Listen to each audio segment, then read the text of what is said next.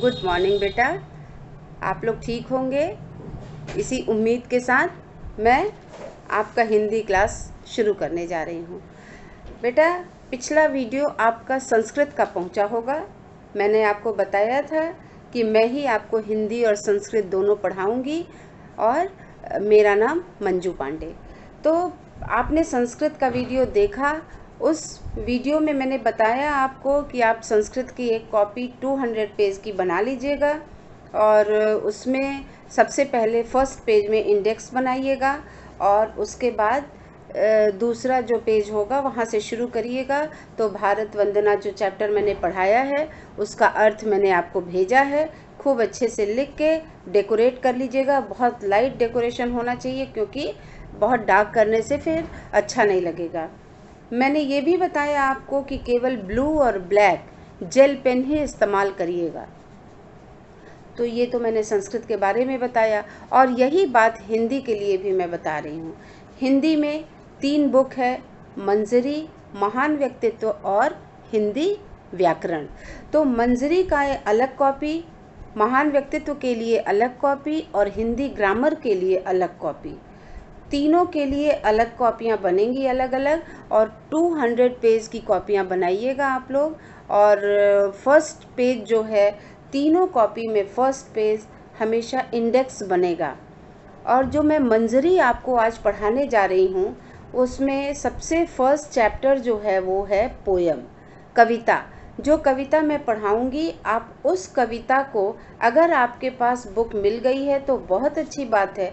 अगर आपके पास बुक नहीं है तो घबराने की बात नहीं है। मैं पीडीएफ में कविता भी भेजूंगी, शब्दार्थ भी भेजूंगी और उसका अर्थ भी लिख कर भेजूंगी। तो आप लोग कविता अपनी कॉपी में खूब अच्छी राइटिंग में ब्लू पेन से लिख के रखिएगा। हल्का सा डेकोरेशन भी होना चाहिए उसमें, बहुत सुंदर राइटिंग, बहुत सुंदर होनी चाहिए। और उसके बाद शब्दार्थ लिख लीजिएगा कॉपी में। और सबसे पहले कविता लिखिएगा, उसके बाद शब्दार्थ लिखिएगा और उसके बाद आप उस कविता का भावार्थ जो मैं लिख के आपको भेजूंगी उसको आप लिख लीजिएगा। तो बेटा, जो आपका फर्स्ट चैप्टर है मंजरी का, हिंदी का, यूपी बोर्ड की किताबें हैं। आप अगर शॉप खुलती है, आपके आसपास की दुकानें खुली होंगी किताब की, स्टेशनरी की, तो आप जाके वहाँ से ले लीजिए। अगर नहीं खुली होंगी तो परेशान होने की ज़रूरत नहीं है। जब लॉकडाउन हटेगा तो आप जाके वो किताबें ले सकते हैं। तो सबसे पहला जो आपका पार्ट है, चैप्टर है हिंदी मंजरी में, वो है चिर महान। वो कविता सुमित्रा नंदन पंत जी की है।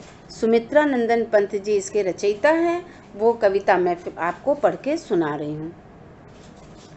जग जीवन में जो चिर महान, सौंदर्य पूर्ण और सत्य प्राण, मैं उसका प्रेमी बनूं नाथ, जो हो मानव के हित समान।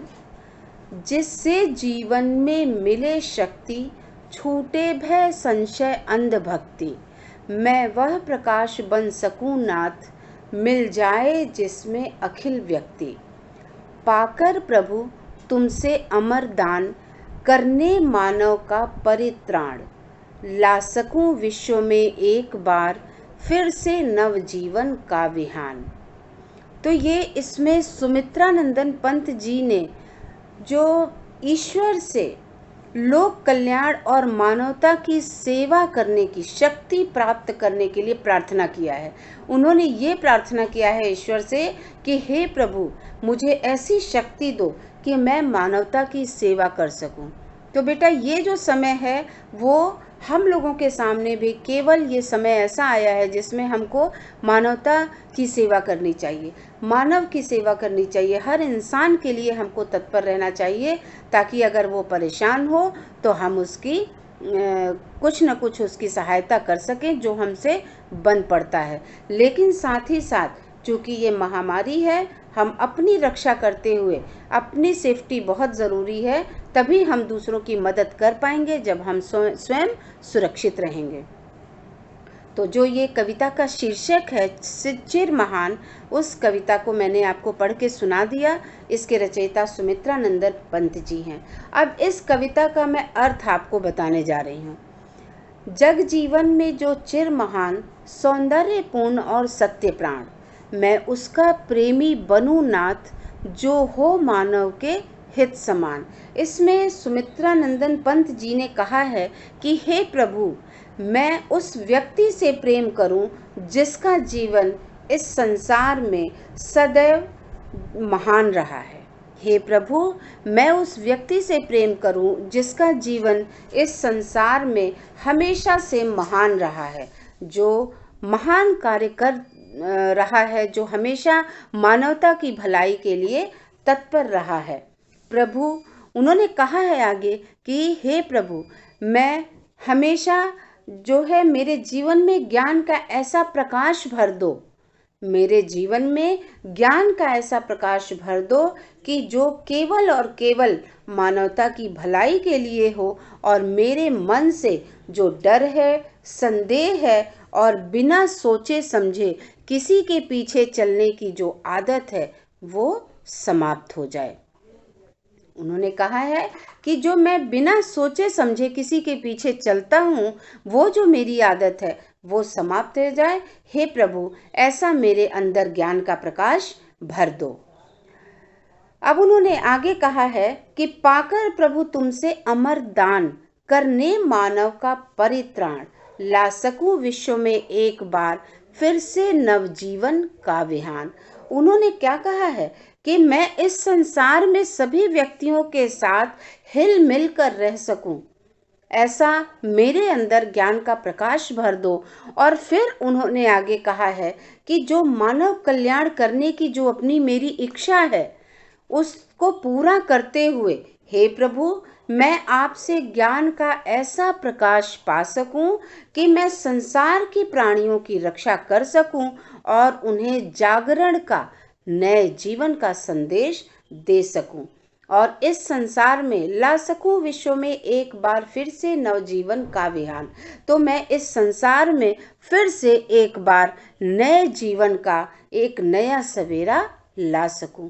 तो बेटा, ये चिर महान कविता मैंने भावार्थ आपको समझाया। अब मैं शब्दार्थ समझाती हूँ आपको। जग जीवन का अर्थ होता है संसार के लोगों का जीवन। सत्य प्राण मतलब जिसका हृदय सत्य से भरा हो। मानव के हित समान मतलब जो समान रूप से मनुष्य की भलाई करने वाला हो। अंध भक्ति मतलब बिना सोचे समझे किसी के पीछे चलने की आदत या फिर किसी के प्रति निष्ठा का भाव रखना। अखिल का मतलब होता है संपूर्ण, सारा। परित्राण मतलब पूर्ण रक्षा और आत्मरक्षा। विहान मतलब प्रातः काल या सवेरा, भोर। तो ये पूरी कविता मैंने आपको समझा दी, आपको समझ में आ गया होगा। मैं इसी कविता का PDF भी भेजूंगी, आप अपने कॉपी में लिख लीजिएगा।